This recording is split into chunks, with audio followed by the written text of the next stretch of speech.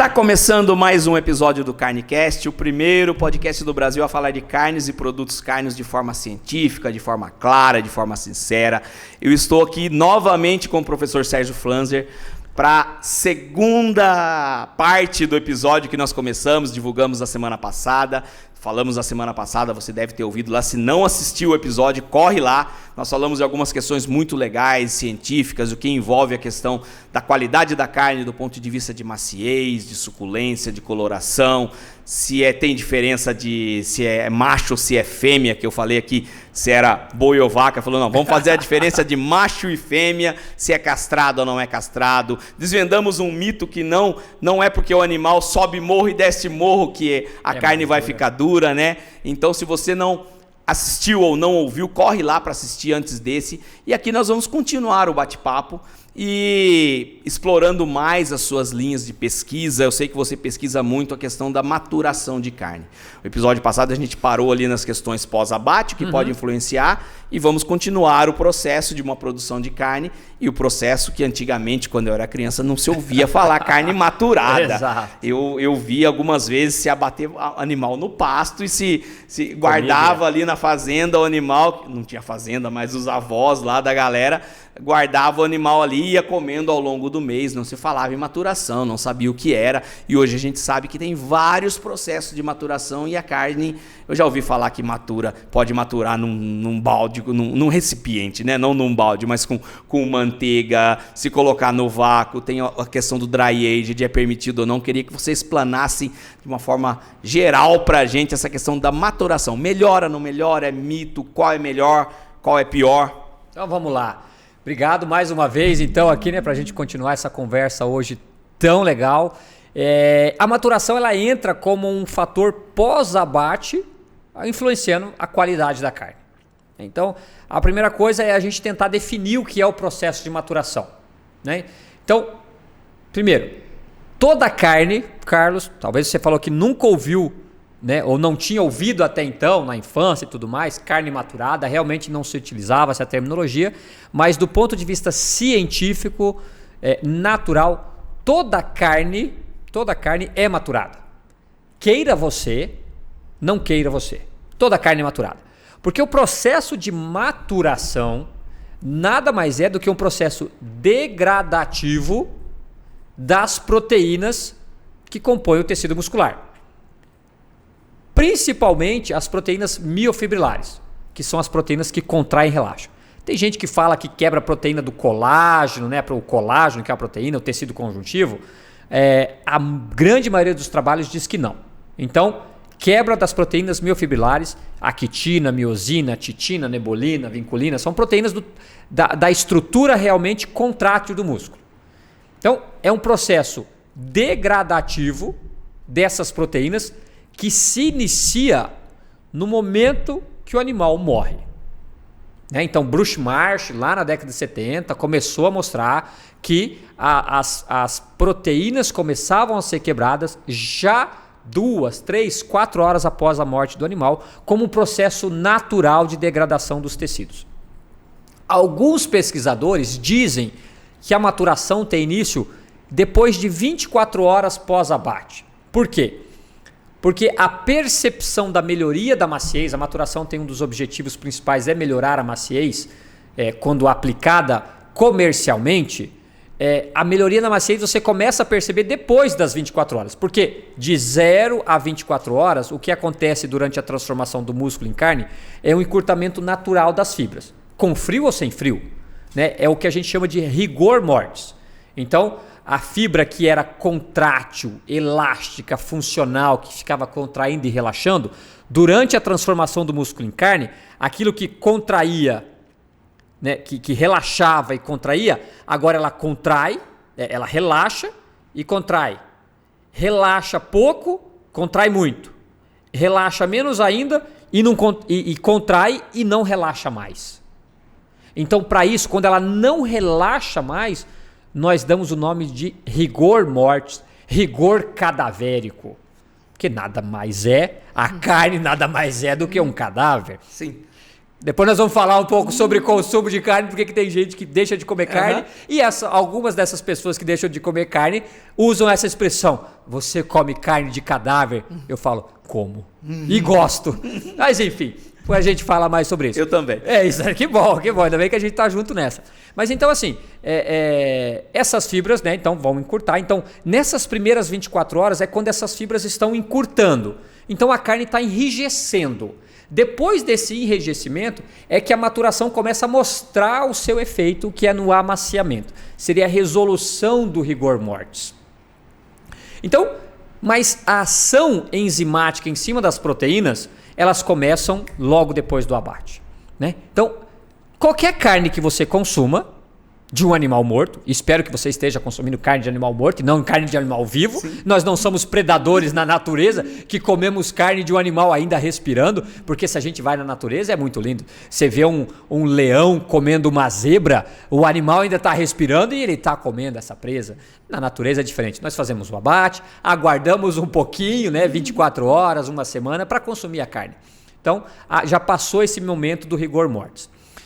Então toda a carne é maturada. Agora, quando nós falamos no comércio, no varejo, o que é maturação é aquela carne que já passou algum tempo do pós-abate, em que já existiu uma ação eficiente e efetiva dessas enzimas naturais da carne, quebrando proteínas e deixando essa carne mais macia.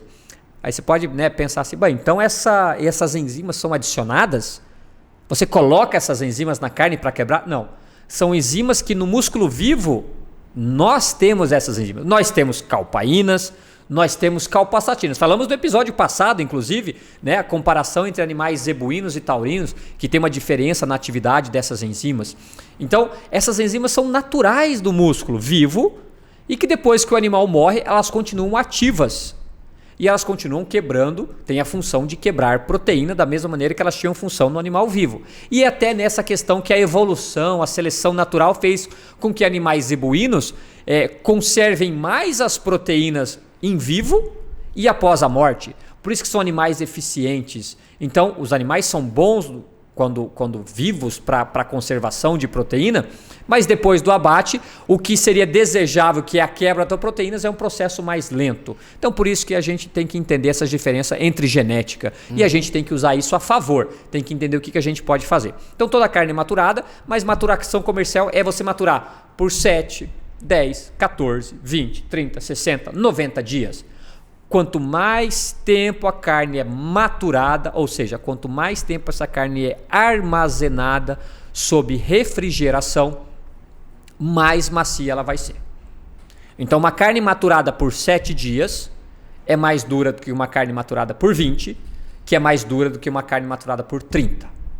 Os primeiros dias de maturação são os mais eficientes. As enzimas ainda estão superativas. Você tem o cálcio à disposição, essas são as enzimas dependentes de cálcio.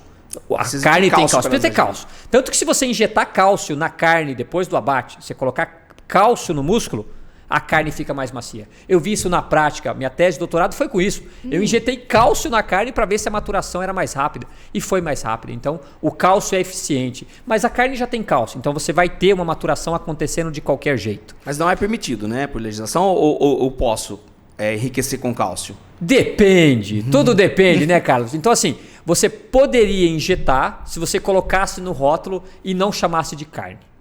Você poderia, assim, produto carne injetado com cálcio.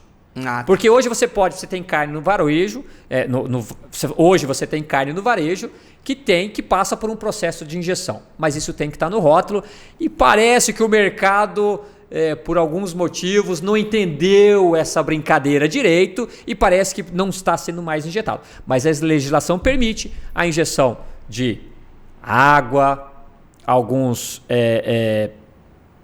melhoradores, né, o enhancement que pode fazer com um pouco de sal, colágeno, realçadores de sabor, dependendo da situação, contanto que você coloque isso no rótulo, sim, quantos % de água e tudo mais. Então não teria motivo para proibir a injeção de cálcio, contanto que você coloque isso no rótulo. Mas hoje o mercado está estranho, então, mas logo essa fase passa, daqui a pouco vai voltar e eu acho que é algo muito bom, contanto que o consumidor saiba. Então, Não sei se isso entra no nosso contexto, mas o importante é para o consumidor esquecer influenciadores digitais que não entendem de ciência, que saem falando besteira no mercado, vão na frente de um supermercado, uma casa de carne e falam besteira sobre produção de alimentos, como grandes entendedores, falando que o consumidor está sendo enganado.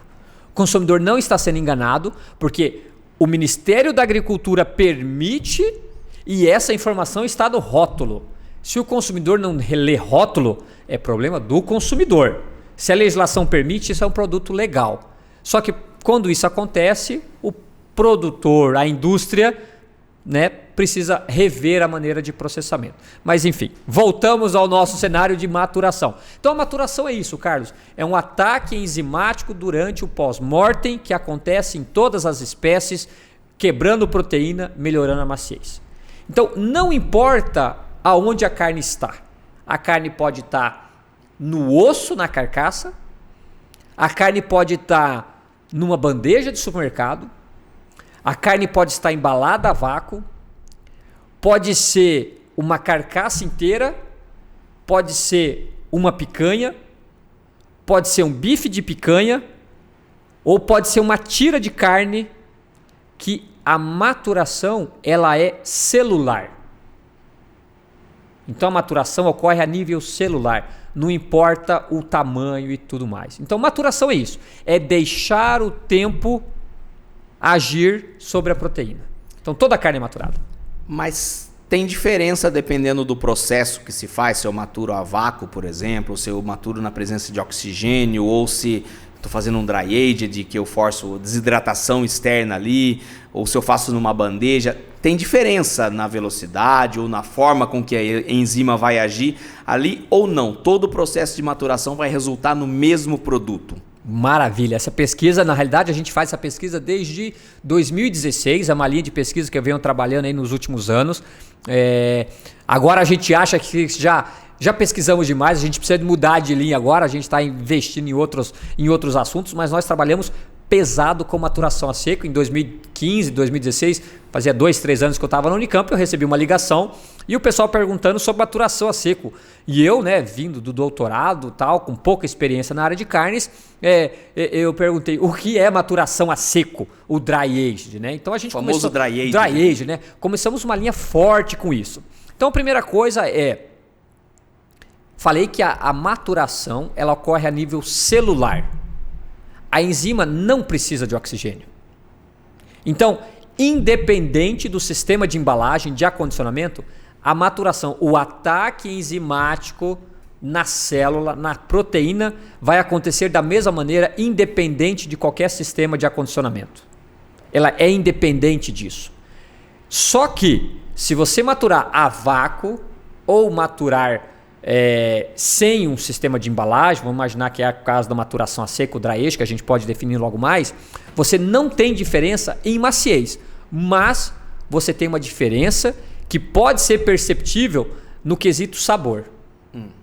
E aí esse é o grande diferencial quando a gente fala de maturação a seco, dry aged, ou maturação a vácuo, wet aged. Maturação úmida contra maturação a seco. São os dois mais utilizados, né? Ou é a vácuo ou é a seco, os processos de maturação hoje. Se a gente fosse dizer são os mais, a gente diria que só tem um, que é o vácuo.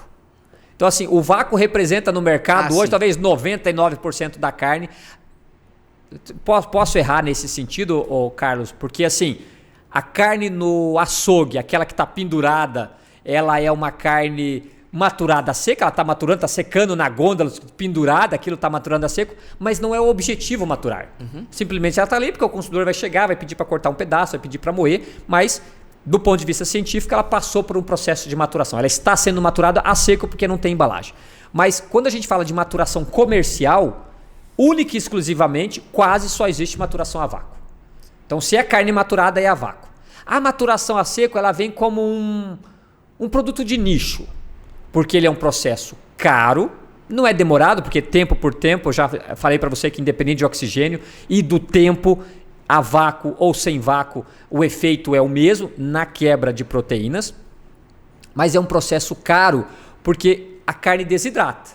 Né? Se ela não tem embalagem, está em um ambiente com frio, você tem uma desidratação muito grande, perdendo às vezes 25%, 30% de peso em água, evaporando, indo para o espaço.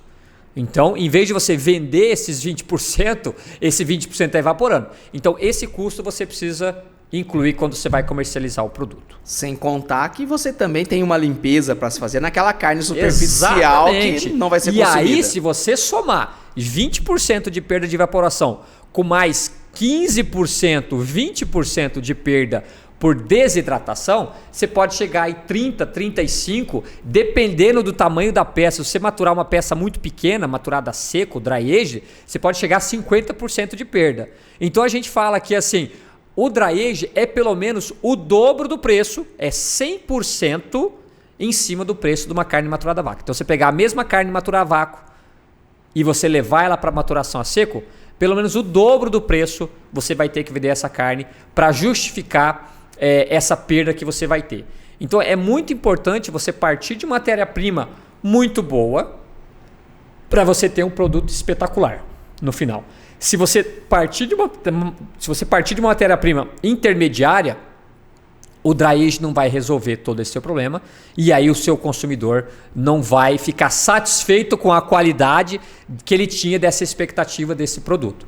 Então, quem faz maturação a seco no Brasil hoje, que são vários profissionais que fazem, eu gosto de dizer que quando eu comecei, nós fizemos uma pesquisa para entender o mercado, então assim, eu fui atrás de todas e indicações de todas as empresas, varejo, açougue, churrascarias que faziam dry age para entender como você faz, qual a temperatura, qual é a câmera, qual é o tempo, qual é o corte, você faz de um jeito ou de outro, umidade, temperatura, e nós publicamos um artigo muito interessante mostrando qual é o perfil do produtor de carne maturada seco no Brasil. E aí, com isso, a gente começou a desenvolver os projetos em cima disso. Então, nós fomos o pioneiro no Brasil em entender a produção de carne maturada seco. Mas ainda hoje, todo o tempo depois, isso ainda é um nicho de mercado e vai continuar sendo um nicho de mercado. Não adianta, mesmo sendo um produto com sabor sensacional, espetacular, quem já comeu fala assim que é a melhor carne do mundo, é para poucos. Então não adianta eu falar que assim, não, eu estou investigando na ciência de carne e maturação a seco, porque eu quero que que o Brasil seja reconhecido por ser um produtor de carne maturada seca e todo mundo saia comendo carne maturada seco. Isso não é realidade, nunca vai ser. Eu comecei a pesquisa sabendo disso e terminei a pesquisa agora sabendo disso. É um produto de nicho, é um produto de agregação de valor. Então é um produto para aquela pessoa, Carlos, que fala assim, eu gosto de carne, né? Compro carne boa, mas eu quero algo diferente hoje. Hoje eu quero comer algo que seja superior ao que eu estou acostumado a comer. E eu estou disposto a pagar R$200 pelo quilo dessa carne. Hoje eu vou receber um convidado na minha casa, muito especial, e eu quero servir aquilo que tem de melhor. Então eu vou buscar uma carne maturada a seco por uma empresa, não uma grande empresa, mas uma empresa que tem tecnologia, pode ser um açougue, pode ser uma churrascaria. Hoje nós temos churrascarias no Brasil produzindo carne dry age dentro da churrascaria com tecnologia e fornecendo um produto de qualidade para o seu consumidor. Nós temos varejo, nós temos açougues ou boutiques de carne hoje, lojas especializadas produzindo dry age de excelente qualidade. Nós temos em Campinas, temos em São Carlos, em São Paulo e com certeza nós temos até aqui onde nós estamos gravando hoje em Rio Claro. Produtores de carne maturada a seco. Você tem a carne do dia a dia, você tem carnes para momentos especiais e você tem carnes para momentos mais do que especiais. E o dry age é justamente isso. Então, resumindo, não tem diferença na maciez, Carlos. Quem fala isso é que não entende de ciência. Carne maturada a vácuo, numa embalagem, por 30 dias, é tão macia quanto uma carne maturada a seco, dry aged, por 30 dias. Mas você disse que tem uma diferença sensorial aí. Sabor. E aí o olho brilha quando vem claro. lá um dry aged. Exato. Essa diferença de sensorial, que imagino eu que no dry aged favoreça as questões sensoriais, porque ela é mais cara, e eu já provei, é muito saborosa a expectativa. Está baseada em quê? concentração de sabor, concentração de compostos voláteis, que como você tem uma desidratação severa, como eu falei, a carne chega a perder 15% do seu peso em água. Essa água, boa parte dela é da superfície que vai criar essa crosta que precisa ser refilada. Mas boa parte dessa água vem da parte interna da carne. E essa água que saiu permite uma concentração dos compostos de sabor. Então, esses compostos, quando aquecidos no momento na grelha, na churrasqueira, vão ficar mais aparentes no momento do consumo. Então, esse sabor diferenciado de carne maturada a seco, você vai ter notas aí de nozes, acastanhado, algumas notas que até uma oxidação positiva pode acontecer, é oriunda dessa concentração ou da formação de novos compostos de sabor. Então é em cima de sabor. E logicamente eu conto que tem pessoas que não percebem essa diferença. Mas se você for levar essa pessoa num restaurante, Peter Luger's nos Estados Unidos, em Nova York, nunca fui. Então, quem sabe um dia que alguém estiver indo para lá e quiser me levar, aceito o convite. Mas serve talvez uma das melhores carnes do mundo. É um restaurante que só serve carne maturada a seco. Eles compram apenas carne prime americana e fazem o processo de maturação a seco.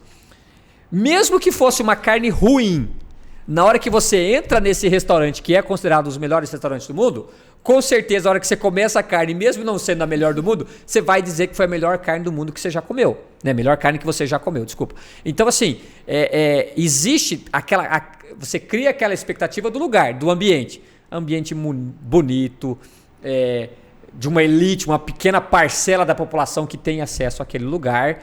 A carne preparada por um chefe que vai vir, vai cortar a carne com uma colher, vai te servir. Né? Então tem todo um aparato junto com aquele produto, né? A apresentação do prato, que às vezes o sabor não é tanto assim. Mas então por que eu digo? Porque tem pessoas que não percebem isso, mas o ambiente é sempre muito positivo e leva você a ter essa percepção sensorial elevada. Né? Você já começa a salivar a hora que você entra no restaurante sabendo que você vai comer algo muito bom. Então isso é algo muito positivo para a carne maturada seca. E ela serve para isso, para esses momentos especiais. Não é para qualquer um e não é para todo dia. E como que faz? Como que uma churrascaria, por exemplo, quer começar a fazer um processo, deve investir em que tipo de equipamento? Como que é o processo? Explica pra galera, ensina a galera a fazer dry aged. Eu tenho até medo de falar isso, porque o processo é tão simples que às vezes a pessoa pode errar. Logicamente pode errar. Carlos, nada mais do que uma câmara, que pode ser uma geladeira, com controle muito eficiente de temperatura. Temperatura é o ponto-chave do controle. É o ponto-chave. Você precisa ter temperatura de entre 0 e 2 graus, seria o ideal. Você pode ir a 4, então pode ficar ali 2, mais ou menos 2. Você consegue conservar. Se você conseguir colocar um ventilador para que o ar circule, preferencialmente você teria que ter troca com o ambiente externo. Tá? Mas os sistemas de geladeira atual, de câmara fria atual, dessas que estão no mercado, elas funcionam com troca, porque elas funcionam retirando umidade do ambiente para resfriar o ar interno. Então elas já fazem essa troca. Então você nem precisaria ter uma ventilação muito forçada. Você conseguir colocar um ventiladorzinho, uma hélice ali dentro para fazer com o ar circulando, porque eu brinco, né? Quando eu aprendi isso, eu falei, caramba, descobri o mundo agora. Você trabalhando com a parte de produtos carnes, principalmente desidratados, deve saber disso. Eu achava que o que secava o alimento era a umidade baixa. E eu descobri que o que seca o alimento é você tirar a umidade que o alimento libera na superfície. Ou seja, ele evapora um pouquinho, mas se esse microclima entre o produto e o ambiente ficar úmido, ele não seca. Então o que você tem que fazer? Você tem que arrastar essa umidade para uma nova molécula de água sair do produto. É o arraste. Então por isso que eu brinco, uma roupa no varal, ela seca muito mais rápido com vento do que com sol, muitas vezes. Você tem que arrastar. Então eu demorei para entender um pouco desse processo. E a diferença está entre umidade do ambiente transformada em atividade de água. Então, se uma umidade do ar está 90%, a atividade de água do ar é 0,9%. Se a umidade do produto é 0,99%, o produto vai secar. E eu achava que era umidade contra umidade. Não é. É atividade de água contra atividade de água. Cara, eu não sabia disso. Sou veterinário, como eu já falei aqui. Então eu demorei para entender que era assim. E depois que eu entendi, tudo fez sentido. Eu achava que a umidade do ambiente tinha que ser mais baixa do que a umidade da carne. Então a carne tem uma umidade de 75%. Então para mim a carne só secaria se eu tivesse uma umidade relativa do ar abaixo de 75%. Depois que eu entendi que é atividade de água contra atividade de água, tudo passou a fazer sentido. Porque a qualquer umidade que você regular a sua câmara, a sua geladeira, a carne vai secar. A não ser que a sua umidade da câmara fria seja 100%. Aí não o seca. que nunca vai ser. Você não tem uma umidade de uma câmara fria de 100%, porque ela sempre trabalha jogando água. A não ser que seja aquela câmara de armazenamento de carcaça lá atrás que está jogando água. Exatamente. E que você nunca vai ter isso numa câmara de maturação a seco. Então, porque a umidade da carne é 0,99. A umidade não. A atividade de água da carne é 0,99. Então, se você tiver 90% de umidade, 80% de umidade, 70% de umidade, a carne sempre vai secar. Né? Então, assim, a umidade, o pessoal fica muito preocupado. Mas eu tenho que abaixar muito a umidade da câmara? Não precisa. Se você tiver uma câmara com 90% de umidade, 80% de umidade, 70%, 60%, 50%, 40%, a carne vai secar. Talvez a velocidade de secagem seja maior com umidade mais baixa. Mas aí vem outro detalhe, Carlos, que é eu não lembro agora como é que é o nome, coisas da engenharia de alimentos que a gente vai aprendendo. Tem um nome para isso, que é a relação da umidade com a temperatura. Então, em temperaturas baixas, se o produto está 0, 2 graus, pouco importa a umidade do ambiente. A perda de umidade é muito lenta. Sim. Quando você trabalha com temperatura elevada, aí sim, diferenças no valor de umidade são importantes. Então, na temperatura baixa, se você está a 90 ou está a 50, a velocidade de desidratação é semelhante. Então, pouco importa. Então, para mostrar que o processo de maturação a seco é muito simples. Uma geladeira a 0, 2 graus, que não fique abrindo e fechando toda hora. E que seja num sistema, por exemplo, de frost free, onde você tem um sistema de baixa umidade, ou seja, que fique trocando esse ar de dentro da câmara. A carne vai secar. Se eu conseguir dar uma circulada nesse ar lá dentro, melhor ainda. Forçar esse processo de desidratação. Então, controlar a temperatura. O processo é simples. 0 a 2 graus. Aí tem algumas pessoas que falam assim, não, mas a nossa câmara tem sal, tem paredes de sal. Aí eu pergunto por quê? Não, porque o sal ele é higroscópico, ele vai puxar a umidade do ambiente e vai melhorar a desidratação. Eu falo muito bem, a parede de sal, né? Agora tem sal do Himalaia, sal rosa do Himalaia. Fala muito bem, o sal vai puxar essa umidade do ar e vai jogar essa umidade aonde? Ponto de interrogação. Bem, ele não joga umidade. Esse sal satura, a água começa a escorrer por esse sal, vai juntar no fundo da câmara e é capaz de você aumentar a umidade dentro da câmara. Então o sal tem uma função muito importante na maturação a seco. Estética da câmara. Porque fica bonito. Porque do ponto de vista tecnológico é zero. Se não você coloca numa churrascaria bonita, fica uma lindo, câmara com parede de sal, parede de sal, fica lindo. Só que você vai ter um custo, porque essa água escorrendo nesse sal, você vai ter que, vez ou outra, trocar essa parede de sal, né? Então não tem função nenhuma. Maravilha, sensacional. Então a gente já consegue fazer um dry aged em casa, a gente sabe da diferença, da concentração de sabor quando a gente vai numa steakhouse e oferecem um dry aged pra gente, sabe por que custa mais caro, por quanto da perda. Mas aí a gente entra nesse universo de consumidor. E a gente vê a indústria cárnea, se pensar do lado de processado, ela é martelada o tempo todo porque o produto tem nitrito e causa câncer, porque o produto tem muito sódio, enfim, a gente sabe todas as... tem vídeos aí no YouTube que entra um pintinho e sai a salsicha, aí sai a notícia lá que a salsicha é feita de papelão. Tudo isso que nós profissionais da carne trabalhamos e nós sabemos que não é bem assim. Mas ultimamente, nos últimos anos, começou a se ter um bombardeio muito grande para carne in natura também. Então, você começa a ver, faça segunda-feira sem carne, dia mundial sem carne, a carne traz várias doenças e tem a questão do flexitariano, tem a questão do vegano, tem toda essa questão, a gente viu um movimento muito grande. A gente trabalha com as indústrias carnes do Brasil e a gente viu um movimento muito grande para as indústrias a desenvolverem plant-based, desenvolverem produtos alternativos ali à carne, mesmo a gente não tendo regulamento, a gente não tendo uma regra seguida para isso. Eu lembro lá atrás que quando o cara passava de 4% de soja num hambúrguer, por exemplo, de proteína texturizada de soja, primeiro que não pode, a legislação limita ali em 4%, mas você começava a perceber gosto de soja no produto. E isso era um aspecto negativo. E hoje o pessoal começa a fazer hambúrguer de 100% de soja.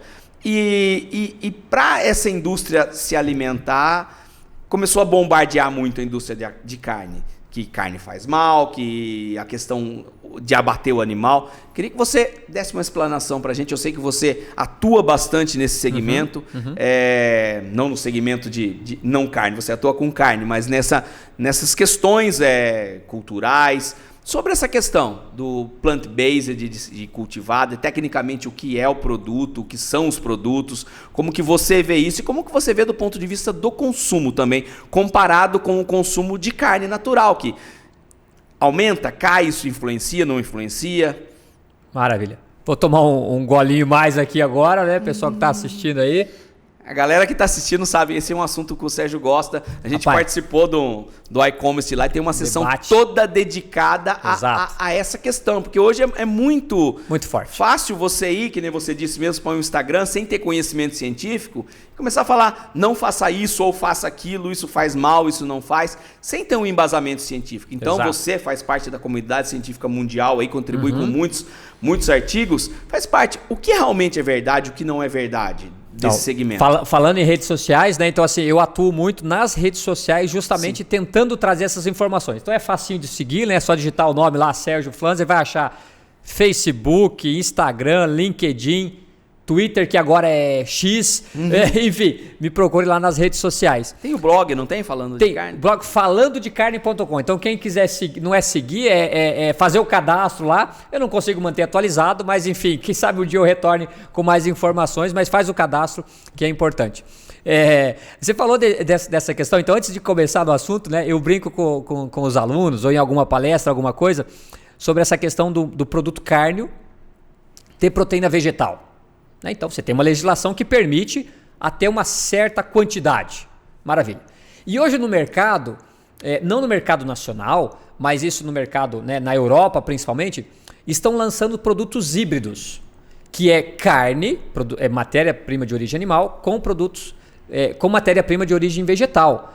E estão tentando criar nomes para isso. Né? O que é vegetal, animal? Para mim isso sempre teve um nome, Carlos, para isso. Fraude.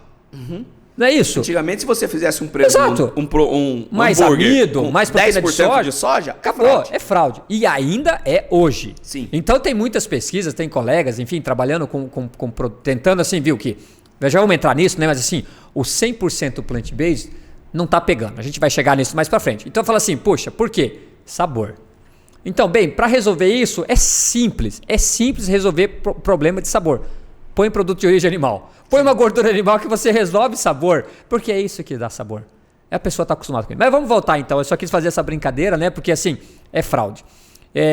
Então sim, Carlos, eu acho que nos últimos anos realmente existia um ataque. Então aquilo que era só contra os processados, né, de carnes, tem uma terminologia para produtos, para alimentos, né, que passam por um processamento, mas não é relacionado ao processamento e sim a lista de ingredientes chamado de ultraprocessados.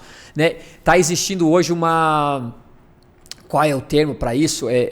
Que todos os alimentos hoje são problemas. Né? Eu falei isso na aula passada, agora esqueci a terminologia. Um ataque contra todos os alimentos que você fala assim, não, você não pode tomar leite porque faz mal, você não pode comer glúten porque faz mal, você não pode comer lactose porque faz mal, a carne faz mal, isso faz mal, a aveia faz mal, vai comer o quê? Vai viver de sol e água? E água mata também, se beber muita água, se você se afogar, você morre. Então assim, como é que pode isso? Né? Então a gente tem que entender, nós precisamos nos alimentar. Uma alimentação, eu sempre parto do princípio, uma alimentação balanceada.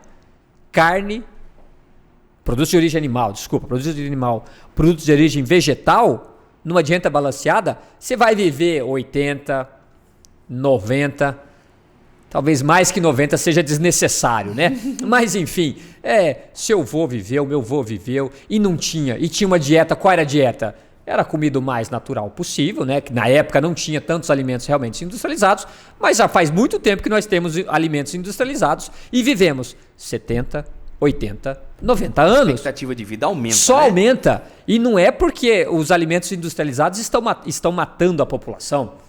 Né? Talvez o que esteja matando a população são outras coisas. Né? Mas a gente tem vivido cada vez mais com os alimentos industrializados. Né? A população tem crescido ano a ano devido aos alimentos industrializados. A gente consegue ter mais alimento seguro, em quantidade. Você, em vez de o tomate dura, 2 semanas na temperatura ambiente depois de colhido. Se você fizer um molho de tomate, ele dura para sempre. Não sei se é para sempre, deve ter um prazo de validade, né, Carlos? Mas poderia durar para sempre, dependendo das condições. Então você vê que o processamento é importante. Não sou contrário ao processamento, eu acho que existem níveis. A gente já conversou um pouco, talvez assim, o excesso de aditivos, talvez a gente possa segurar um pouco, entender um pouco se é necessário ou não é, mas processamento tem que existir.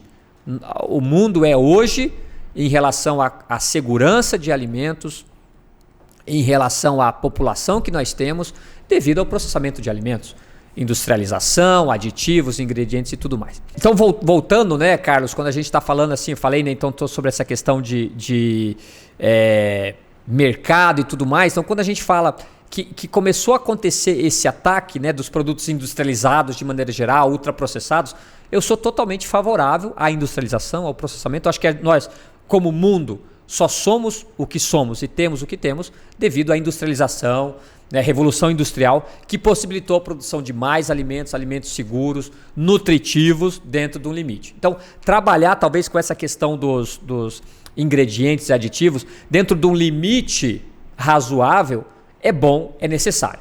O excesso talvez seja ruim, mas aí não é minha área de processamento, talvez você entenda e trabalhe muito mais do que isso.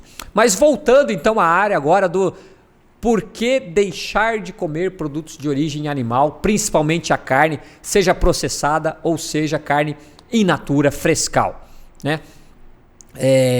Eu chamo isso, eu tenho receio às vezes de falar isso, mas me dá uma percepção que seja como se fosse uma teoria da conspiração. Né? Existe um discurso muito forte de uma parcela da população contrária ao que eu chamo de uso animal. Uso animal. Né? Então, assim, talvez principalmente para consumo, mas você não pode ter os animais para esportes, então você não pode ter os equinos para esportes equinos, porque você está explorando os animais. Você não pode ter animais de estimação, porque o animal de estimação é bom para você, mas não necessariamente seja bom para o animal. E aí você não pode ter os animais de produção para produzir alimentos. Né? Então assim, você não pode. E aí a conspiração vem no sentido de que você tem o mais básico, o mais óbvio, questões éticas.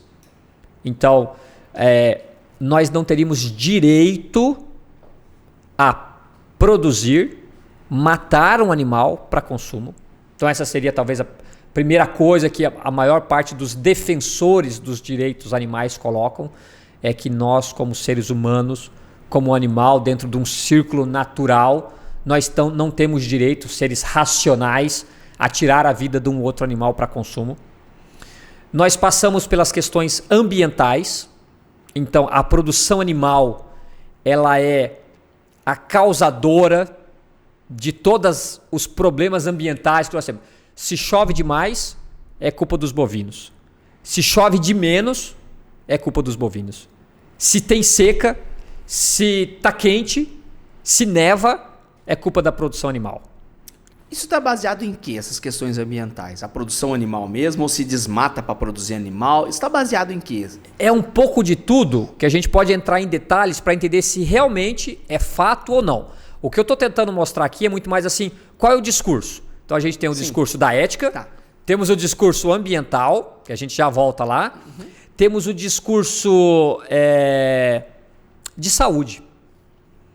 Então, Desde a década de 70, mais ou menos, de 60 para 70, principalmente nos Estados Unidos, onde essa pesquisa saiu, né, surgiu, mostrando que a gordura animal, a gordura saturada, causava problemas cardíacos, morte prematura de pessoas que consumiam muitos produtos de origem animal. Gordura saturada, doenças coronarianas, AVC, enfim. Então veja que nós temos vários discursos que podem ser combinados para justificar a necessidade de acabar com a produção animal no mundo. Então você tem lá desde o uso animal para esporte, uso doméstico, entrando na parte de consumo de produtos de animal. Produção de animal é algo ruim para você, para a sociedade, para a sua saúde, para os animais e para o planeta. Então, por isso que eu falo como teoria da conspiração. Porque assim, puxa, você quer resolver os problemas do mundo? É simples, muito simples. Pare de comer carne, tomar leite e comer ovos. Do dia para a noite, se você acabar com a produção animal do mundo, você resolve todos os problemas. Então, veja como isso muito bem orquestrado e organizado cria uma teoria muito forte e com alguma justificativa para deixar de comer carne. Então, isso tudo junto começou a ser discutido, organizações, setores, empresas, aproveitadores, utilizando desse discurso. Tá? Mas nós podemos entrar em cada um desses quesitos: ético, ambiental, saúde e social, mostrando que a produção animal não é um problema. E agora eu volto para você. Por qual você quer começar? Social, ético, ambiental ou saúde? E aí vamos conversar um pouquinho de cada um aqui, se a gente tiver tempo. Vamos lá pelo ambiental primeiro. Por que produzir animal acaba com o mundo? Vamos lá. A primeira, a gente pode dividir isso, vamos pensar em 3 esferas. No caso do ambiental: água, terra e atmosfera. Tá? No caso da água, existe aí um dado que circula no mundo inteiro de que para produzir vamos pensar no carne bovina é minha área mais, logicamente, talvez seja o maior agressor do meio ambiente para algumas pessoas, é o boi, é a vaca. Então, para produzir 1 quilo de carne, Carlos, são necessários 15 mil litros de água. Para produzir 1 quilo de maçã, são necessários 400 litros de água. Então você pensa assim, puxa vida, vai acabar a água do planeta se você continuar produzindo boi. Agora, esse número é um número absoluto de pegada hídrica. A pegada hídrica ela é dividida em água verde, azul e cinza. Água verde é água da chuva. Água azul é água que você extrai de lagos, rios e subterrânea, para o processamento, para a irrigação, seja o que for. E água cinza é água que a indústria utiliza para diluir poluentes durante o processo produtivo. Então você tem 3 tipos de água que definem pegada hídrica. No caso da produção de carnes, leite, principalmente da produção bovina, 97% desses 15 mil litros, 97%, ou seja, quase tudo, é água da chuva. É água que cai no pasto, o pasto cresce, o boi come. Chove, o pasto cresce, o boi come. Durante 2, 3 anos. Eu não sei você, mas eu não sei a dança da chuva para fazer chover em algum lugar. Se tiver boi comendo ou se não tiver boi comendo, a chuva vai cair de qualquer jeito. Então, se 97% da pegada hídrica de um bovino, desses 15 mil litros, é de água da chuva, pouco importa. E só 3 a 6% é água azul ou cinza, que é água que o animal bebe, é água para lavar o curral, é água para lavar o teto da vaca quando você está produzindo leite, é água ou água cinza que você está na indústria de carnes. Isso dá em torno de 1.000 a 1.200 litros, dependendo do país, dependendo do sistema de produção. A maçã, por outro lado, tem uma boa parte que é água da chuva, que eu usei como exemplo, mas se a gente pegar o abacate, cerca de 50%, 50% a 60% da água para produzir abacate no México, nos Estados Unidos, o avocado famoso, é água de irrigação. Ou seja, é água que você extrai de um rio, que você poderia estar usando para alimentação ou para hidratação humana, você está usando para irrigação. Enquanto na pecuária, quase você não usa irrigação para produção de carne. Então, essa é a principal diferença. E outra coisa, carne é proteína. A carne tem 20 a 22% de proteína. A maçã tem 2, 3% de proteína. Então, se você fizer a pegada hídrica por proteína, elas se aproximam. Se você tirar o que é água da chuva, elas se invertem. Você usa menos água para produzir proteína animal do que para produzir proteína de maçã. Tá? Então eu coloquei exemplos, lógico, se você for para soja, a equação fica mais semelhante, talvez a soja ainda seja mais eficiente. Mas aí a gente pode pensar, é mais gostoso comer carne ou mais gostoso comer soja? Né? Então nós somos animais que gostamos naturalmente de carne. Tem gente que não gosta, uma parcela pequena da população, mas tudo bem. Então, pegada hídrica seria o primeiro. Segundo, uso da terra. Então, para produzir boi, você precisa de áreas enormes, você precisa ter pasto, você precisa ter, né, áreas para que o animal viva naquela região, consuma o pasto e produza. Para você produzir soja, milho, algodão, seja lá o que for de alimento vegetal, você pode fazer isso de maneira mais eficiente numa área menor. A grande questão é, o mundo todo, a área de produção animal e de alimentos, o mundo, planeta Terra, a maior parte do planeta Terra é água. Chama terra, mas devia chamar água, né? Então, assim, tem pouco de terra. Boa parte dessa terra não é terra, é gelo. Então, você fica com menos terra ainda. Dessa parte de terra, tem muita parte que você não consegue ter uma produção agrícola.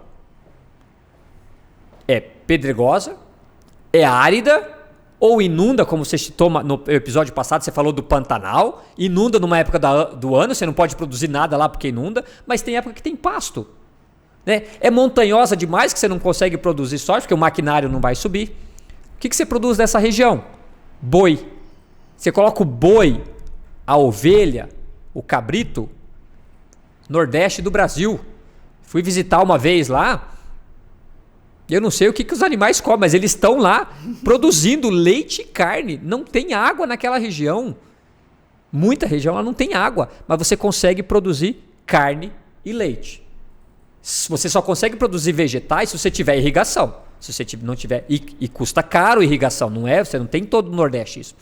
Então, essa área, Carlos, que você não consegue produzir alimentos de maneira eficiente e a custo baixo, é chamado de terra marginal. Então, em torno de 50% da terra do mundo, 50% da terra agricultável, ou seja, que você consegue tirar algum tipo de alimento, vegetal ou animal, é terra marginal. Então, muito do que se produz na terra marginal, quase que absolutamente, é produto de origem animal. Então, os animais estão sendo produzidos em boa parte no mundo em terras que você não conseguiria tirar produtos de origem vegetal. Então, se você acabar com a produção animal, você vai perder a possibilidade de usar esse espaço. E você vai ter que usar o resto do espaço de terras agricultáveis para produzir mais e mais e mais vegetais. Então, isso é chamado de uso da terra. Logicamente, Carlos, existe o desmatamento. Né? Então, o Brasil é famoso por isso, passa governo, vem governo, é de um lado, é do outro, o desmatamento continua. Não é para produzir carne. O desmatamento é grilagem de terra. Boi não come árvore, boi come capim. Não é o boi que desmata. Quem desmata é o produtor. O produtor não. Quem desmata é a pessoa, o ilegal, é o criminoso que desmata de forma ilegal, porque existe desmatamento legal, a gente tem que cuidar. E a legislação brasileira de meio ambiente é muito forte e protege áreas e tudo mais. Então existe um desmatamento legal. Isso tem que ser combatido. Então, vamos imaginar que não exista mais necessidade de produção animal no mundo, mas você tem que aumentar a produção de ervilha, que é a xodozinha até hoje ainda aí da produção dos alimentos plant-based. Você precisa produzir ervilha. O Brasil não é um produtor de ervilha, mas vamos imaginar que fosse. Eu falo assim, não é ervilha, vamos produzir feijão de fava. que também pode ser utilizado para produção de proteína, para isolados e tudo mais. Dá para produzir na região da Amazônica, por exemplo, vamos dizer que o clima permita. Você não tem produção animal, o grileiro vai pensar o quê? Bem, vou desmatar, vou tirar a madeira, vou grilar a terra é minha e agora eu vou começar a produzir feijão de fava. Fava porque não vai resolver o problema do desmatamento. O problema do desmatamento não é o boi. O problema de desmatamento é o criminoso que desmata para produzir aquilo que o mundo demanda. Se o mundo demandar mais isso, ele vai produzir mais isso. Tá? Então a matemática é essa. Então, uso da água, uso da terra, e aí... E a poluição? E aí... a atmosfera? Aí a gente vem agora na questão da atmosfera, que talvez seja o mais conhecido. O boi arrota e destrói a camada de ozônio. Exatamente, né? O boi solta pum, então a primeira coisa não é o pum, é o arroto, porque o metano é eliminado pela eructação, pelo arroto do boi. Só que a diferença é que o ciclo biológico ou biogênico do carbono, ele é biológico, ele é natural. Então, o boi come capim, arrota dióxido de carbono e metano. Esse metano ele é ruim para o meio ambiente. Ele é ruim. Só que em 10 anos, ele vira dióxido de carbono na atmosfera e volta para o pasto que vira carboidrato na planta. Então, isso vai e vem, vai e vem, vai e vem. Quem é responsável pelas mudanças climáticas em aquecimento global? Dióxido de carbono ou metano de combustíveis fósseis. Qual é o ciclo do metano, dióxido de carbono do combustível fóssil? É aquele petróleo, gás ou carvão que levou 2 milhões de anos para virar petróleo, óleo, gás ou carvão, que foi queimado no Brasil, nos Estados Unidos, na China, seja onde for. É a matéria, é a fonte de energia em muitos países. No Brasil, vamos pensar que basicamente a queima de combustível fóssil é para o transporte, porque nós temos uma matriz hidroelétrica muito forte. Temos hoje fontes renováveis, eólica, solar, que estão ajudando muito, mas ainda a base ainda é hidroelétrica. Só que China, sei lá, 40%, 50% é combustível fóssil. Israel, Singapura, 90%, 95% é combustível fóssil. Eles não têm água, eles não têm hidrelétrica, eles não têm vento, eles não têm sol, placa solar para abastecer o país inteiro, que depende muito de energia. Estados Unidos é em torno de 40%, acho que 30% é matriz de combustível fóssil. Nós temos sorte aqui.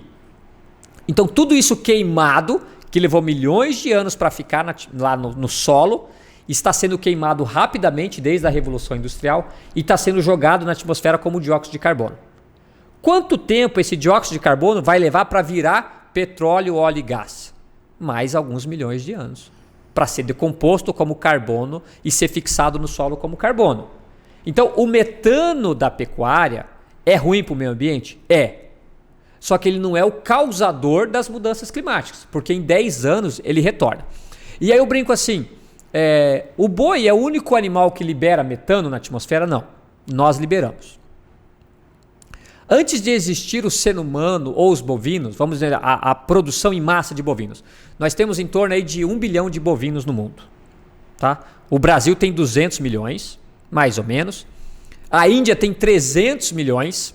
Então a Índia tem muito mais, mas da Índia não podemos falar porque tem uma questão de religião e lá o boi pode peidar e arrotar à vontade. Agora o boi brasileiro não pode. E temos aí bovinos espalhados no mundo inteiro. Mas antes de você ter todos esses bovinos no mundo, que foi o ser humano que tirou outros animais e colocou bovino.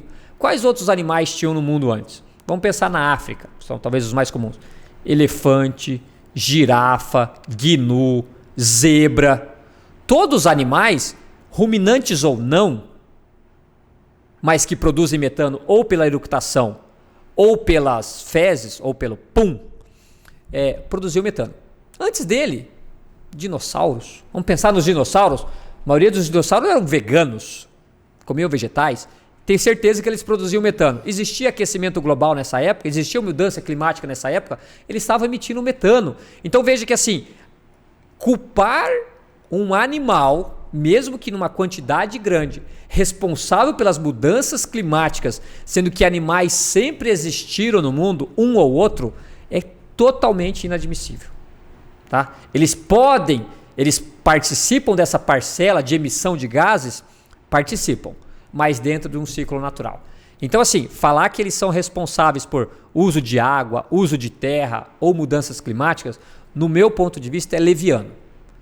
Mas mesmo assim, a produção animal pode participar de melhoria para isso. Você pode melhorar a eficiência produtiva, usar menos água azul e cinza na produção, tornar o processo mais eficiente.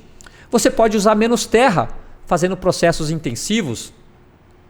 Você pode usar suplementos e aditivos alimentares para fazer com que esses animais sejam mais eficientes em produzir carne e leite e produzir menos metano. Então você pode usar isso a favor. Então tem alguns pesquisadores no mundo que falam que, além de não ser os culpados, os animais podem ser parte da solução. Então não é excluindo. Você pode acabar com os animais de hoje para amanhã. Se nós continuarmos emitindo combustível fóssil, queimando combustível fóssil, emitindo dióxido de carbono na atmosfera, o problema vai continuar. E infelizmente, Carlos, não existe nada que mostre que a queima de combustível fóssil vai diminuir nos últimos anos, nos próximos anos. Não tem nada que mostre isso. Toda atividade só faz aumentar. Só faz aumentar. A atividade humana demanda energia. Tudo que a gente faz, tudo demanda de energia. E cada vez mais combustível fóssil. E aí ficaram faltando as questões sociais. Caramba, tem tudo isso ainda. E a questão de saúde. Caramba, qual você quer primeiro então? Na social, eu não quero, não quero ver o animal morrer. Tá, então vamos misturar um pouquinho da social com ética. Então quando a gente fala de social, quando eu falei de social, está relacionado à fome no mundo. Existe uma grande pesquisadora no mundo, eu tenho medo de citar nome aqui e receber processo. Nunca recebi um processo na vida, então eu vou evitar isso. Mas eu falei pesquisadora numa brincadeira aqui, mas é uma pessoa televisão, que diz que se você pegar todo o alimento produzido no mundo hoje, que vai para alimentação animal, pensa em tudo que você pode ter de alimento, soja, milho, sorgo, enfim, seja o que for, da alimentação animal, e levar isso para alimentação humana, se você der isso para a população do mundo, vai acabar a fome no mundo. Então você pegar tudo que você produz e que vai para suínos, bovinos ou frangos, e der, você entendeu bem a palavra dar, não é vender, é dar para a população que passa fome, você resolve a fome no mundo. E eu falo, é verdade. Você perguntar todos os grãos, leguminosas, enfim, e der, vai. A questão é que eu saiba, ninguém produz nada para dar. Todo mundo produz alguma coisa para vender. E do momento que existir uma demanda para consumo humano, e você tiver que vender, você vai vender para quem paga mais. Porque fome no mundo, Carlos, não é um problema de falta de comida. Isso todo mundo sabe. É leviano demais você achar que fome no mundo é por falta de comida. Fome no mundo é problema de guerra, é problema de distribuição de renda, problema social. É isso que causa fome no mundo. O Brasil tem, sei lá, vamos pensar, né? Sei lá não, desculpa o termo sei lá, né? Mas o Brasil tem uma parcela grande da população, em torno de 30%, que tem algum tipo de insegurança alimentar. Hoje a gente está tomando vinho, tem gente que está 2, 3 dias sem comer. Então isso é sério. Isso é muito sério. Mas assim, o Brasil produz muito alimento. Mas por que o Brasil não dá esse alimento para a população que passa fome? Porque não é assim que funciona um país capitalista. Uhum. Todo mundo que produz. E assim, eu agradeço por estarmos num país capitalista. Talvez alguém possa não concordar, achar que nós deveríamos estar num país socialista ou comunista. Eu ainda prefiro estar num país capitalista. Eu também. Você também. Então tá bom. Então somos dois pelo menos. Então assim, se existir demanda para soja, milho, qualquer coisa para alimentação humana, isso vai ter um custo. E quem vai ditar isso é a demanda. E aí a gente pensa numa outra questão, Carlos. É que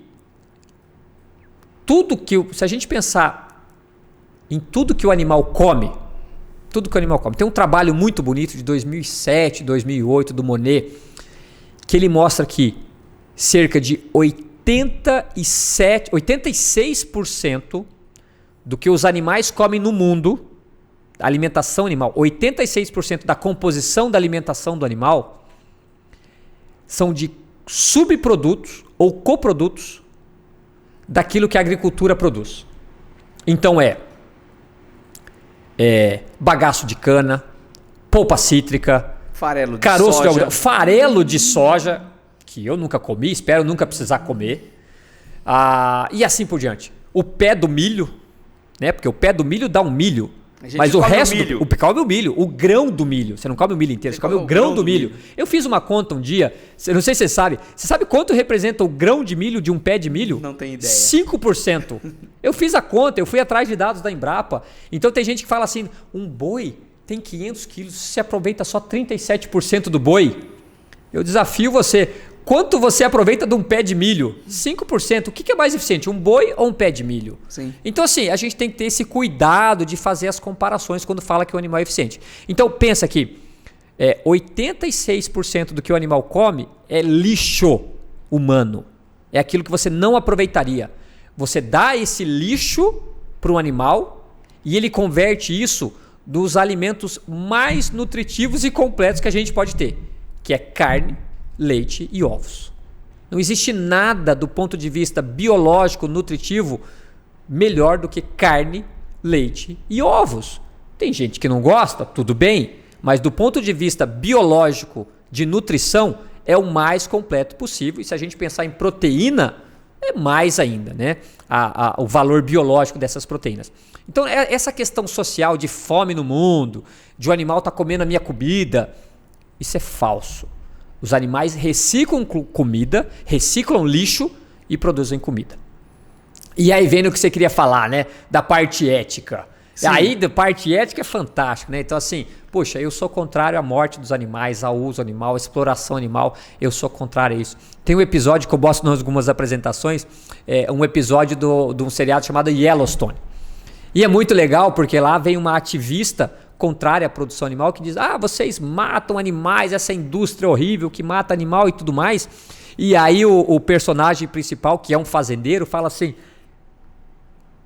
você sabe quantos animais são mortos quando você faz quando você prepara a terra, quando você ara a terra com um trator, quando você planta, quando você colhe, ou antes de colher, quando você passa algum defensivo agrícola, quando você colhe esse alimento, quando você processa num trator, numa máquina, numa colheitadeira, quantos animais, espécies morrem durante esse processo para produzir, ele fala, a sua soja, a sua ervilha, a sua quinoa, seja qual for o alimento vegetal para produzir o seu alimento, quantos animais, ele cita, ratos, topeiras, cobras, insetos, anfíbios, aves, ninho de passarinho, tudo está ali naquele meio.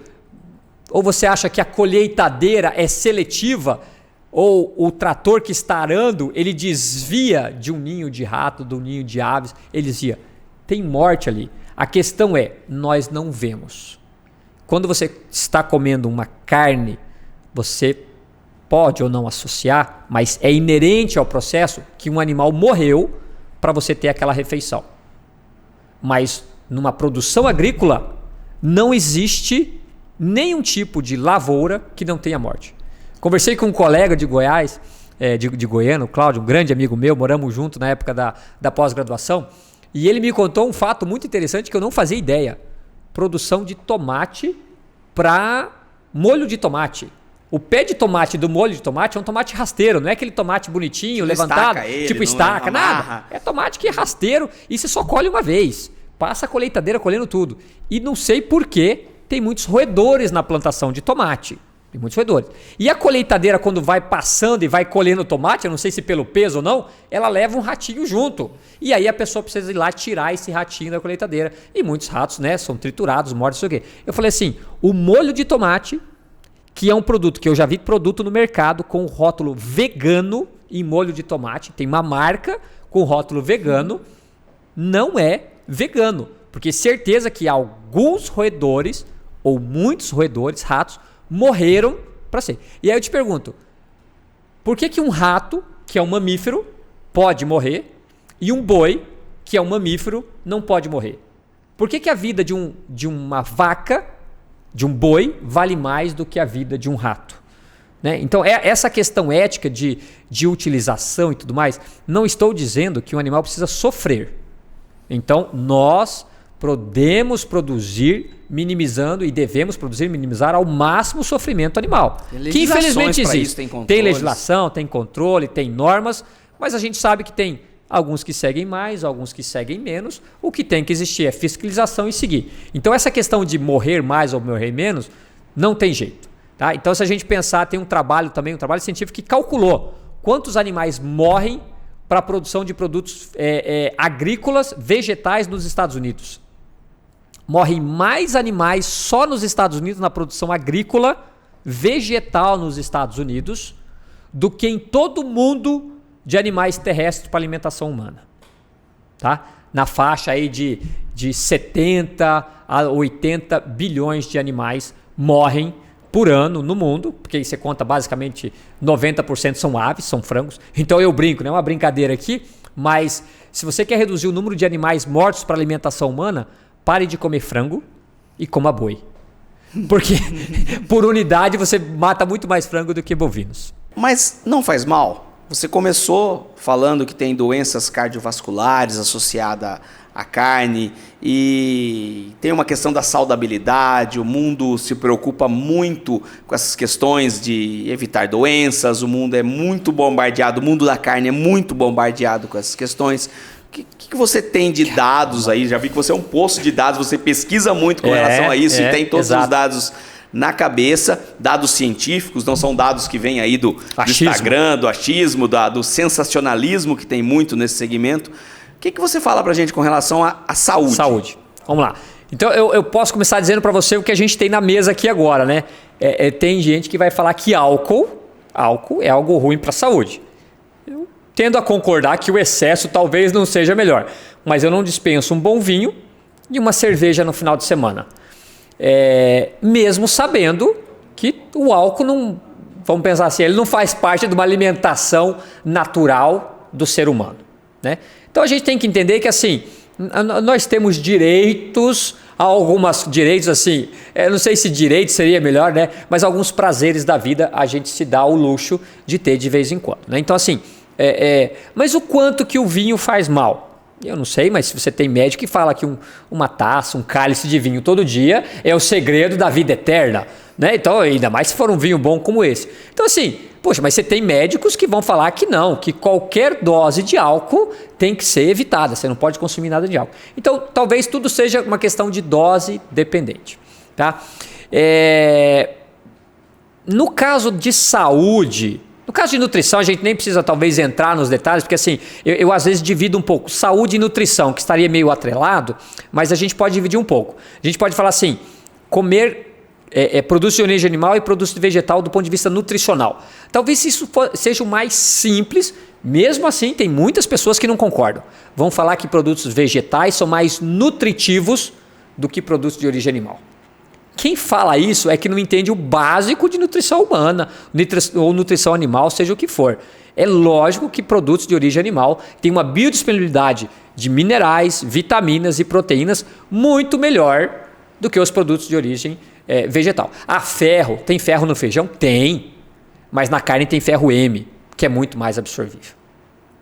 Vegetais não tem vitamina B12, que nós somos essenciais. Então a gente parte do princípio assim, o ser humano precisa de vitamina B12. Precisa. Uma vitamina essencial, a gente morre se não tiver vitamina. A gente tem deficiências severas de vitamina B12. Os únicos alimentos naturais que têm vitamina B12 vêm de produtos de origem animal. Então, assim, para quem é religioso, né? Uns mais, outros menos, o ser humano foi criado, ou a seleção foi criado por uma entidade, ou biologicamente selecionado, seleção natural, ser humano, né? Evolução, dependente de vitamina B12. Dependente de vitamina B12. Então assim, seja por criação de uma entidade, ou seja por uma seleção natural, dependente de vitamina B12, que só tem produtos de origem animal. Caramba, será que só isso não basta para pensar assim, nós precisamos de produtos de origem animal? Então isso é se a gente fosse falar de nutrição. Mas quando a gente pensa em saúde, né? Então lá pela década, quando isso começou, não é novo, Carlos, lá na década de 70 mais ou menos, nos Estados Unidos começou a ter uma mortalidade por algum motivo, né? Não consigo entender ao certo por quê, de pessoas jovens, 40, 50 anos, de doenças cardíacas, AVC, enfim, doenças coronarianas. E o governo incentivou pesquisas para entender o porquê que isso estava acontecendo. Queriam entender, né, o que está causando essa mortalidade de pessoas jovens e tudo mais. E aí surgiu um estudo que ficou mundialmente famoso de um pesquisador chamado um bioquímico, muito conceituado na época e de confiança do governo americano, chamado Ancel Keys, que ele fez um estudo, publicou um estudo chamado Estudo dos 7 Países. E ele viu que nos países em que o consumo de gordura saturada de origem animal, países que consumiam mais gordura saturada, tinham maior taxa de mortalidade.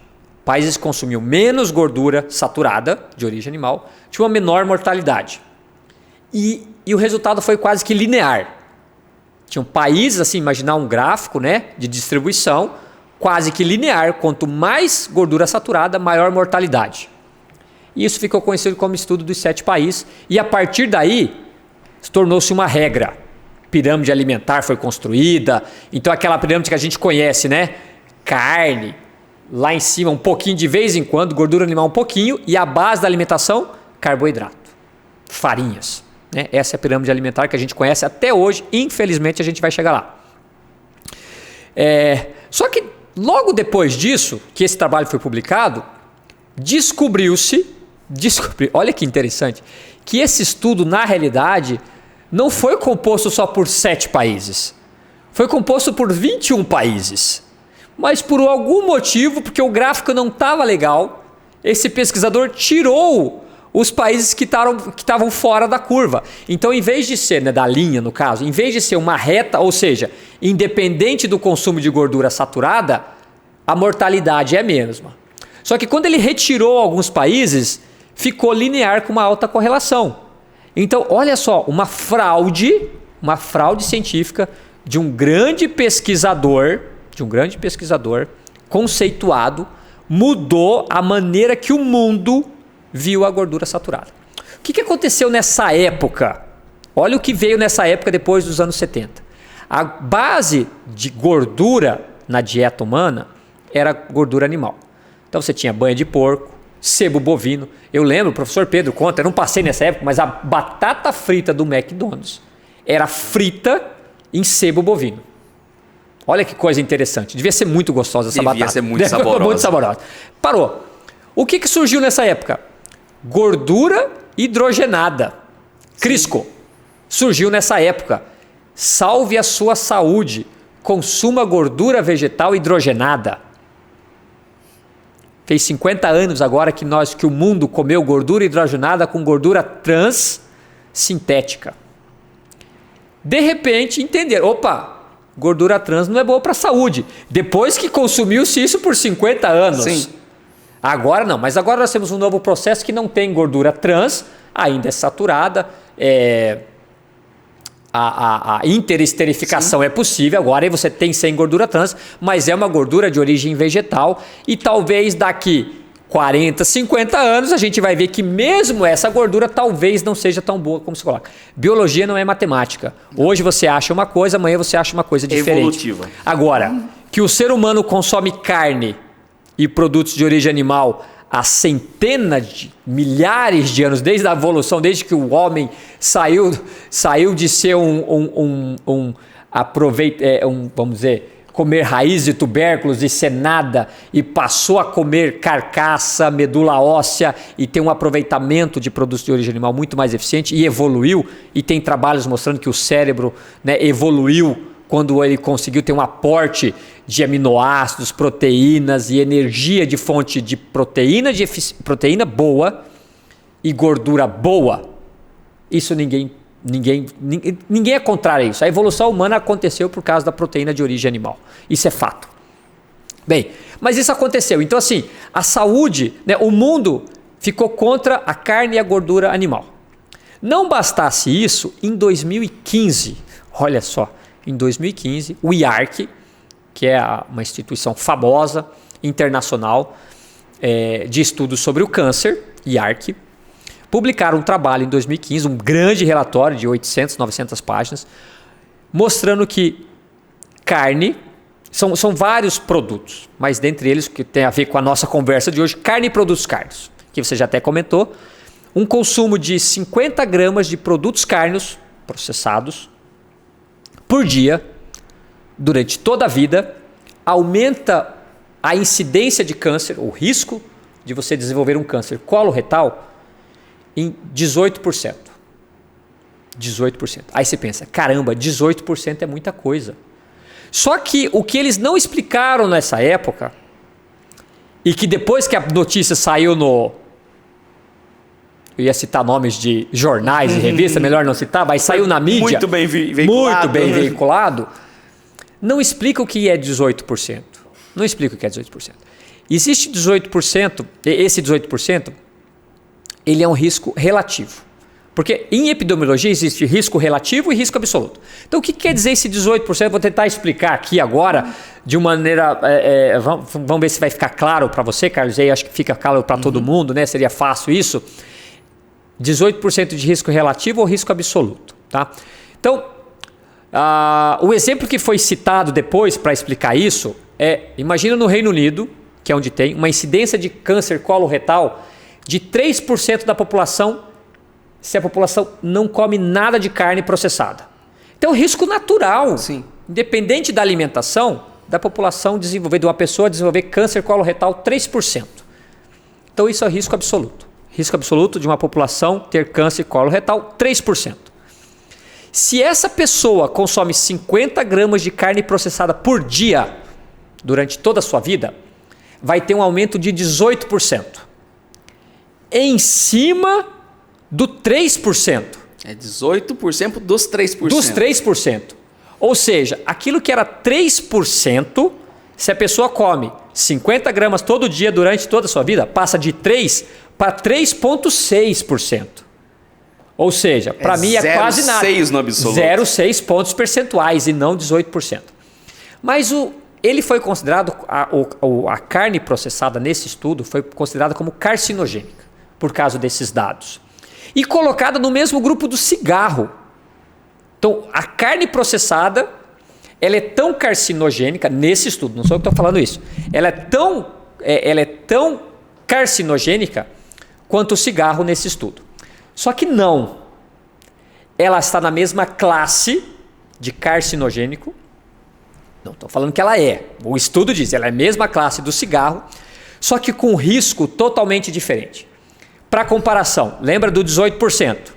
18% em cima de 3, que dá 3,6. O cigarro é 2.000% em cima de uma pessoa que não fuma. Então, fumar é 2.000% de chance maior quando você fuma um cigarro por dia do que quando você não fuma. Então, é 18%. Fala aí, Carlos. A gente estaria comparando 2.000% com 0,6%. Com 18%.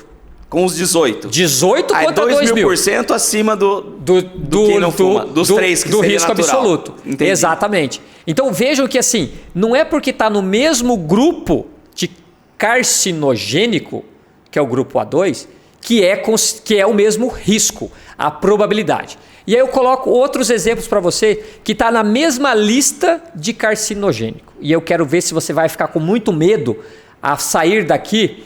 Daqui não, porque já está à noite agora, talvez você não tenha tanto receio. Irradiação infravermelha. Sol. O sol é carcinogênico.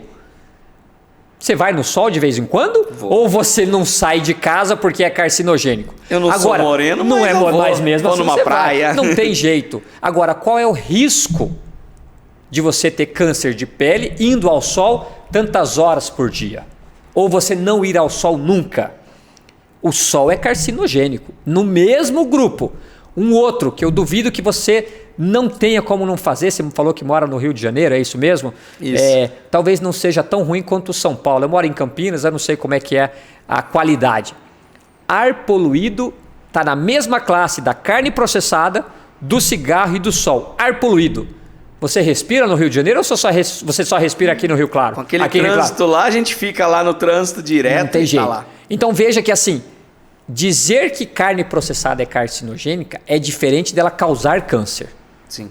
Tá? Então a gente tem que entender os números. Só que quando isso saiu, a principal matéria na capa é carne igual cigarro carcinogênico. 18%. Se você comer carne processada, você vai ter câncer. Vejam que tem uma diferença muito grande. Então, se você tem 3% de chance ou 3,6%, é muito próximo. Agora, se você tem 3% ou você tem 20%, 30%, 40%, é diferente de risco absoluto. Então, é isso que não se explica quando fala. No caso da gordura saturada, do colesterol, né? A gente volta nos produtos. Então, a carne, diferente da carne processada, ela não é considerada carcinogênica, ela é considerada possivelmente carcinogênica. Então, dizem que a cada 100 gramas de carne vermelha consumida por dia durante a sua vida, aumentaria em 15% a chance de câncer coloretal, nessa mesma explicação de risco relativo. Né? Então, é 15% em cima do risco absoluto, ou seja, é quase nada. E isso se isso for verdade, porque tem muito trabalho que diz que isso não é verdade. Nós temos trabalho mostrando hoje que carne pode combater na realidade o câncer.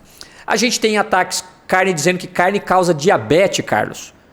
Eu não sei, mas eu não sei quem publica esse tipo de coisa, porque qualquer um que trabalha na área de medicina vai dizer açúcar, diabetes. Não é proteína, não é gordura. Tanto que existem trabalhos mostrando que alimentação low carb, cetogênica ou carnívora cura diabetes tipo 2. Tem trabalho mostrando isso, cura diabetes tipo 2. Não somos médicos aqui, a gente está falando o que tem na pesquisa, eu estou falando aquilo que eu defendo, aquilo que eu acredito. Então, carne não cura. Carne causa inflamação, não sei que tipo de inflamação que o pessoal fala, porque tudo no corpo inflama, então o pessoal fala inflamação, mas nada provado. E aí vem o colesterol, que colesterol é ruim. Então, se for procurar, falar com alguém que é dessa parte de nutrição, vai mostrar que 80% do colesterol do nosso corpo é produzido pelo nosso corpo e 20% teria alguma relação com a dieta. Se colesterol fosse tão ruim, Carlos, o principal componente lipídico, né, do leite materno não seria o colesterol. E o leite humano é um dos alimentos que mais tem colesterol proporcionalmente. Então, se fosse algo tão ruim para nós, não seria rico em colesterol. Né? Então, eu não tenho receio do colesterol. Meu colesterol está na faixa de 190, não sei direito qual que é o valor, está ali meio no limiar, mas eu continuo cozinhando em casa com banha de porco, comendo carne todos os dias possíveis e comendo a gordura da picanha. E espero, né, estar certo quanto a isso e viver um bom tempo ainda com o meu colesterol próximo ali desse possível limiar, que eu não sei, né? Criou-se esse valor limiar com muitas pesquisas, talvez, não estou dizendo que está errado ou não, mas talvez daqui a uns anos a gente vai falar assim, não, o colesterol normal do ser humano é até 250, é até 300, talvez a gente tenha que animar. Aí tem colesterol bom, colesterol ruim, tem pesquisador que fala que não existe colesterol bom e ruim, se é o nosso corpo que produz, mas isso a gente vai entender com o tempo, né? Então, a saúde está um pouquinho atrelada a isso. Bacana, né?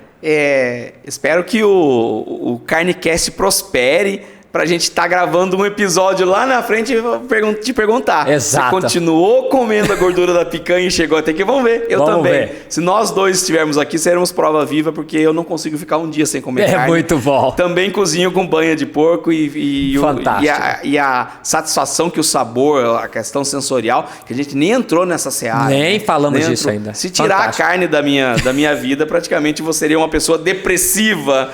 Então, tem outras questões. Posso colocar uma questão agora no caso da depressão? Existe um trabalho mostrando uma associação direta entre não consumo de produtos de origem animal e aumento de depressão. Isso é estudo mostrando uma correlação direta. Quem não come carne, leite e ovos tem mais depressão. E aí o próprio artigo não consegue concluir, mas ele dá 2 direcionamentos. O porquê disso? Sem carne, mais depressão. 2 motivos. Primeiro, algum mecanismo biológico, que não se sabe qual, pode estar ligado à ausência de nutrientes que tem na carne, no leite e em ovos, que sem esses nutrientes o cérebro pode ficar mais suscetível a episódios de depressão. Isso é o artigo, não sou eu que estou falando. É o artigo que está falando. Esse seria um. Então, sem carne, vai desenvolver um quadro de depressão. Ou pessoas que são depressivas ou suscetíveis à depressão têm uma questão de estilo de vida, de ética, de sensação, que querem se colocar contrário à exploração animal. Então, pessoas suscetíveis à depressão ou depressivas fazem uma abolição dos produtos de origem animal. Então, o próprio autor não consegue dizer se é as duas coisas, um pouco de cada, um mais ou menos. A correlação? Mas a correlação existe. Uhum. Sem carne, mais depressão. Então, você falou de depressão, que a sua vida seria depressiva. Aí não sei se é um fator que vai faltar carne por algum motivo ou é psicologicamente, realmente, você vai ficar depressivo por causa disso, né? Mas tem trabalho mostrando isso. Sérgio, sensacional a quantidade de dados que você tem, o nível científico que você vai para explicar o que você defende, o que a gente acredita, para defender o setor. E assim, a gente falou lá no começo, lá no episódio que foi divulgado na semana passada, que a gente falaria um pouquinho do evento. Vamos falar para o pessoal de uma forma resumida, porque senão a galera lá, a gente começa a receber mensagem. Fiquei esperando você falar do e-commerce, se você não falou. E assim, é uma forma também de defender o setor, é uma forma de levar conhecimento. A gente sabe, eu tive no seu evento, no último evento que você fez, que foi relacionado à maciez de carne, assunto que a gente abordou lá no episódio da semana passada, na primeira parte do episódio. Nos conhecemos lá no e-commerce, lá em Padova, na Itália, e que é um congresso sensacional, que defende essa parte também, que defende com dados científicos. Eu acho que o debate fica muito mais rico quando a gente tem dados de um lado e tem dados do outro. Vamos comparar os dados. Então, falasse um pouquinho pra gente dos eventos. Você está na organização do e-commerce esse ano. Vai ser aqui no Brasil. Exato. A gente vai estar lá também. Muito bom. O evento que você faz, que não vai fazer esse ano por conta do e-commerce, mas que sempre você está fazendo lá na Unicamp. Fala para a galera como que participa, o que são os eventos. Maravilha.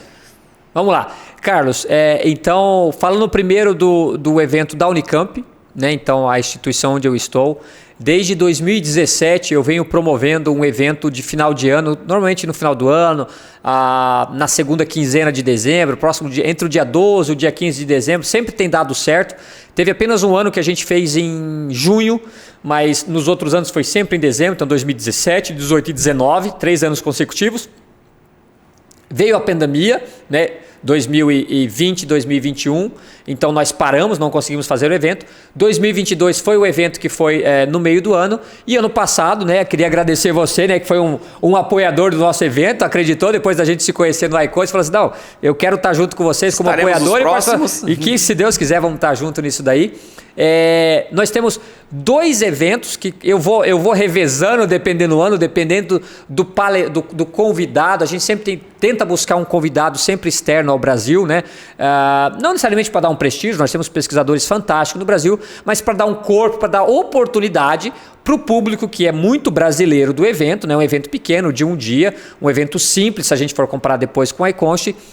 Mas quando a gente traz um palestrante de fora, dá oportunidade para o público brasileiro ir lá e conhecer um pesquisador de fora, um estudante, um aluno de graduação, de pós-graduação. Eu acho que é algo muito importante. Eu tive essas oportunidades durante a graduação, a pós-graduação, e é algo que pode mudar a nossa vida, né? Então eu tenho o Barbecue Unicamp, BBQ Unicamp, porque nos Estados Unidos existe o BBQ Camp, ou seja, o churrasco no campus, e aí eu criei o BBQ Unicamp, né? Então seria o churrasco dentro da Unicamp, né? Porque o evento finaliza, né, com um baita de um churrasco sensacional, com carnes especiais e tudo mais, que a gente sempre tem um apoio de grandes empresas que acreditam no nosso trabalho. Então tem o Barbecue Unicamp e tem o Workshop Brasil Estados Unidos, né? Porque a gente veio numa pegada muito forte no início, com parcerias com pesquisadores, com o professor Chris Calkins nos Estados Unidos, o Dr. Felipe Ribeiro, que hoje está na Wild Fork nos Estados Unidos, sempre participando com a gente desses eventos. Então, quando tem a base se dá com palestrantes, né? E a área de ciência de carne nos Estados Unidos é muito forte, a gente não tem por que esconder nada disso, eles têm uma ciência de carne extremamente forte e a gente batalha para fazer o que eles fazem. E aí a gente chama de congresso, né? Workshop Brasil e Estados Unidos. Mesmo quando tem americano, a gente faz um tipo de revezamento, aí a gente chama de BBQ Unicamp. Mas o foco é sempre o mesmo, né? É um dia de evento, divulgado pelas redes sociais, então quem tiver interesse é só seguir nas redes sociais, a gente faz uma divulgação prévia. É importante para quem quiser participar do próximo que tiver, não deixar para fazer inscrição no último dia, porque assim o evento sempre esgota. A gente tem em torno aí de 180, 190 vagas e o evento fica completo, full. Às vezes faltando 2 meses para o evento, a gente não tem mais vagas. É uma inscrição simbólica, então em torno aí, vou falar o valor aqui, em torno de 150, 200 reais de inscrição, que dá direito a café de recepção, coffee break de intervalo, almoço e um churrasco, né? Um baita de churrasco que você falou que você gostou bastante, sensacional, você, né? Você não compraria um pedacinho da carne que é servida lá, quem dirá o conhecimento tudo que o tipo de evento junto do evento, né? Então, esse evento acontece, a gente tenta fazer todos os anos. Esse ano não vai acontecer, então assim, siga nas redes sociais, a divulgação é feita por lá. E cada ano a gente tem uma temática específica que a gente tem 5 ou 6 palestras focadas nessa temática específica que a gente decide, né, dentro da Unicamp, focada nisso. Esse ano, né, 2024, nós não teremos esse evento porque eu estou participando da organização aí ativamente do ICOMST, que é o Congresso Internacional de Ciência e Tecnologia de Carnes, que a última vez que aconteceu no Brasil foi em 2003, então ele volta ao Brasil depois de 21 anos, né, graças ao professor Saulo, ao professor Marco, lá de Pirassununga. Vai ser em Foz do Iguaçu, na segunda, terceira semana de agosto, a partir do dia 18 de agosto. O maior evento, o evento mais importante de ciência de carnes que existe.